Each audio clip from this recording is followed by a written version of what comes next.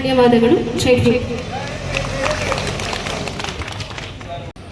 But ಆ ಹೆಣ್ಣುಗಳನ್ನು ವಿಕೃತವಾಗಿ ಕಾಮಾಂಧ ಕ್ರೂರಿ ಅವರು ತುಂಬ ವಿಕೃತವಾಗಿ ಹೇಳಲಿಕ್ಕೆ ನಮಗೆ ಅಸಹ್ಯ ಆಗುತ್ತೆ. ಆ ರೀತಿ ದೌರ್ಜನ್ಯ ಮಾಡಿದ್ದಾರೆ ಮನುಷ್ಯ. ಹೆಣ್ಮಗಳ ಮೇಲೆ ಹದಿಕೊಂಡು ಅವಳ ಮರ್ಮಾಂಗಗಳನ್ನೆಲ್ಲ ಇದು ಮಾಡಿ ರಕ್ತ ಗಾಯ ಮಾಡಿ ಎಲ್ಲ ಕ್ರೂರವಾಗಿ ಇದು ಮಾಡಿದ್ದಾರೆ. ಅವನಿಗೆ ಸಂಬಂಧಪಡದೇ ಇರೋ ವಿಚಾರ, ಅವನು ನೆಟ್ಟಿಗೆ ಬೀದಿಲಿ ಹೋಗ್ಬೇಕಾಗಿತ್ತು, ಅವನು ಬಂದು ದೌರ್ಜನ್ಯ ಮಾಡಿದ್ದಾನೆ ಸರ್. ಈ 5 ಜನರನ್ನ ಈ ಹಿಂದೆನೂ 3 ತಿಂಗಳ ಹಿಂದೆನೂ ಅಟ್ರಾಸಿಟೀಸ್ ಆಗಿದೆ ಸರ್, ಅದೇ FIR ಆಗಿದೆ. ಈ 2 ಗಂಟೆ ನಡೆದರೂ ಕೂಡ ಅವ್ರನ್ನ ಬಂಧಿಸಿಲ್ಲ ಸರ್ ಪೊಲೀಸ್ನವರು. ನಾವು ತಮ್ಮ ಗಮನಕ್ಕೆ ತರ್ತಾ ಇರೋದು, ಪೊಲೀಸ್ ಇವತ್ತು ತುಂಬ ವೈಫಲ್ಯನ ಹೊಂದಿದೆ ಸರ್. ಅವ್ರನ್ನ ಕಿಡಿಗೇಡಿಗಳಿಂದ ಬಂಧಿಸಿ ಅಂತ ನಾವು ಈಗಾಗಲೇ SP ಅವ್ರಿಗೆ ಮೊದಲೇ ಮಾತಾಡಿದ್ದೀವಿ ಸರ್, ಇವತ್ತಿಗೂ ಬಂಧನೆ ಮಾಡಿಲ್ಲ ಸರ್.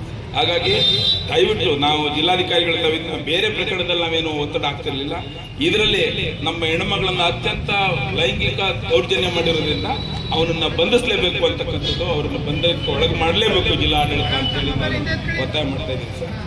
ಇದ್ರ ಬಗ್ಗೆ ನೀವು ನಮ್ಮ DCRE SP ನ, ನಮ್ಮ ಲೋಕಲ್ SP ನ ಎಲ್ಲರನ್ನೂ ಕರೆದು ಮೀಟಿಂಗ್ ಮಾಡಿ, ಮತ್ತೆ ಇದು ಯಾಕೆ ಹೇಳ್ತಾ ಇದ್ದೀನಿ ಅಂದರೆ ಮರ್ಡರ್ ಆಗೋ ಸಾಧ್ಯತೆ ಇದೆ ಸರ್ ಹೆಣ್ಮಕ್ಳು.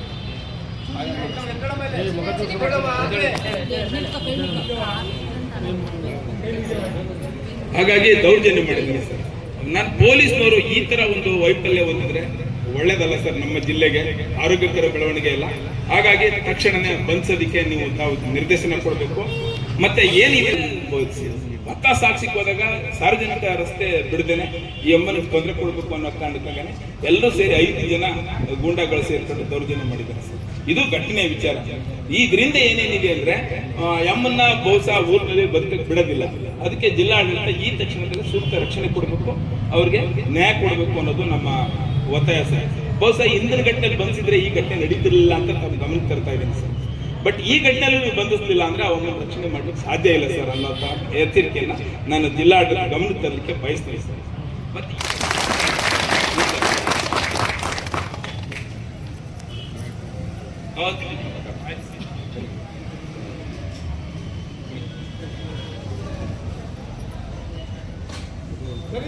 ಹೋರಾಟಕ್ಕೆ ಜೈ ಜೈ ಜೈ ಭೀಮ್, ಜೈ ಭೀಮ್, ಜೈ ಜೈ ಜೈ ಭೀಮ್.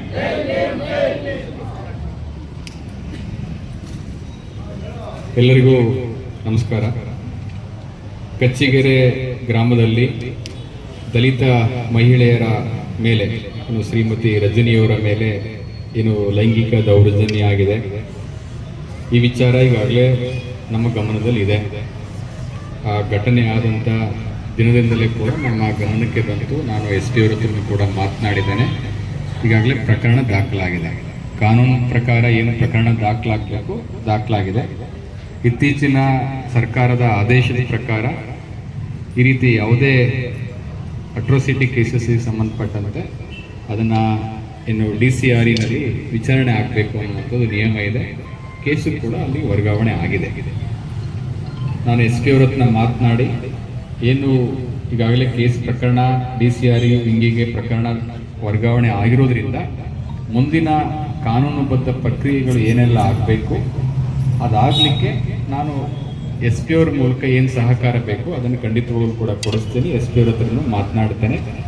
ಒಂದು ಮಹಿಳೆಯ ಮೇಲೆ ಇದು ದೌರ್ಜನ್ಯ ಆಗಿರುವಂಥದ್ದು, ಅದರಲ್ಲೂ ಕೂಡ ಲೈಂಗಿಕ ದೌರ್ಜನ್ಯ, ದೈಹಿಕ ಹಲ್ಲೆ ಆಗಿರುವಂಥದ್ದು ಇದು ನಾಗರಿಕ ಸಮಾಜದ ಲಕ್ಷಣ ಅಲ್ಲ, ಇದೊಂದು ಅಮಾನವೀಯ ಕೃತ್ಯ ಅಂತ ನಾನು ಕೂಡ ಹೇಳ್ತಾ, ಇದನ್ನ ಜಿಲ್ಲಾಡಳಿತ ನಾವು ಸಹಿಸಲಿಕ್ಕೆ ಸಾಧ್ಯ ಇಲ್ಲ. ಕಾನೂನುಬದ್ಧವಾಗಿ ಏನು ಕ್ರಮ ಆಗಬೇಕು, ಯಾರು ತಪ್ಪು ಮಾಡಿದ್ದಾರೆ ತಪ್ಪು ಮಾಡಲಿಕ್ಕೆ ಏನು ಕ್ರಮ ಆಗಬೇಕು ಅವ್ರ ವಿರುದ್ಧವಾಗಿ ನಿರ್ದಾಕ್ಷಿಣ್ಯವನ್ನು ಕ್ರಮವನ್ನು ತೆಗೆದುಕೊಳ್ತೀವಿ. ಇದು 1ನೇ. ಕ್ರೂರವಾದ ಹಲ್ಲೆ, ಲೈಂಗಿಕ ದೌರ್ಜನ್ಯ, ಜಾತಿ ನಿಂದನೆ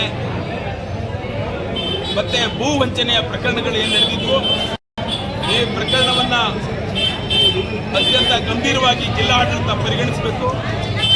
ಈಗಾಗಲೇ ರಜನಿಯವರ ಮೇಲೆ 2 ಬಾರಿ ದೌರ್ಜನ್ಯ ನಡೆದಿದೆ. ಇನ್ನು ಅವರು ಜೀವ ಹೋಗುವ ಮುನ್ನ ನೀವು ಈ ಕೂಡಲೇ ಸೂಕ್ತ ರಕ್ಷಣೆ ಮತ್ತು ಏನು ದೌರ್ಜನ್ಯ ಕೋರಿದ್ದಾರೆ ಅವ್ರನ್ನ ಈ ಕೂಡಲೇ ಬಂಧಿಸಬೇಕು ಅಂತೇಳಿ ಕರ್ನಾಟಕ ದಲಿತ ಸಂಘರ್ಷ ಸಮಿತಿ ಆಗ್ರಹ ಮಾಡಿದೆ.